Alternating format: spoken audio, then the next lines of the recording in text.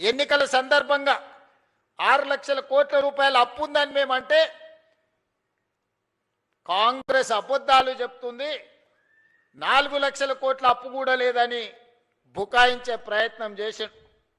సరే అరాకొరా ఏమైనా చంద్రశేఖరరావు గారు అప్పు చెప్తుండేమో అని బాధ్యత చేపట్టిన తర్వాత ఆర్థిక మంత్రిగా బాధ్యత తీసుకున్న బట్టి విక్రమార్క గారికి మొట్టమొదటి మంత్రివర్గ సమావేశంలో నేను ఒక మాట చెప్పిన, మంత్రులందరి అనుమతితో, అసలు పూర్తిగా మన రాష్ట్రం ఎంత అప్పు ఉంది, ఏ విధమైన అప్పు ఉంది, ప్రభుత్వం ప్రత్యక్షంగా తెచ్చుకున్న అప్పేంది, వివిధ కార్పొరేషన్ల మీద తెచ్చుకున్న అప్పేంది, వివిధ శాఖల మీద తీసుకొచ్చిన అప్పేంది, ఎన్ని రకాల అప్పులు తెలంగాణ రాష్ట్ర ప్రభుత్వం మీద ఉన్నాయో లెక్కలు తీయండి.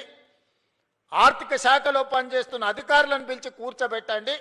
ఒక శ్వేత పత్రాన్ని శాసనసభలో ప్రవేశపెట్టి తెలంగాణ ప్రజలకు పూర్తి వివరాలు అందిద్దామని మేము ప్రయత్నం చేసినాం.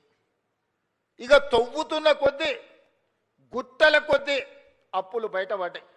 అప్పులే కాదు, అందిన కాడికల్లా చేబదులు తీసుకొచ్చి 7 తారీఖు నాడు నేను బాధ్యత తీసుకొని ఆఫీస్కి వచ్చి చీఫ్ సెక్రటరీ గారిని పిలిచి ఈ నెల మీ జీతం వచ్చిందా అని అడిగిన.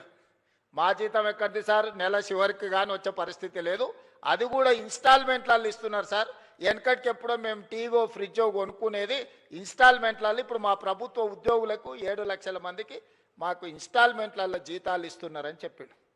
అదేందా ధనిక రాష్ట్రం, ప్రభుత్వ ఉద్యోగులకు కూడా జీత భత్యాలు ఇవ్వలేని పరిస్థితి అంటే ఇది ఇయ్యాలిగా సార్, ఆయల్లటి నుంచి గిట్లనే ఉంది, మేము ప్రభుత్వ ఉద్యోగస్తులకు జీతాలు ఇవ్వలేని పరిస్థితుల్లో తెలంగాణ రాష్ట్రం ఉందని చీఫ్ సెక్రటరీ గారు చెప్పారు. ఇది వాస్తవం.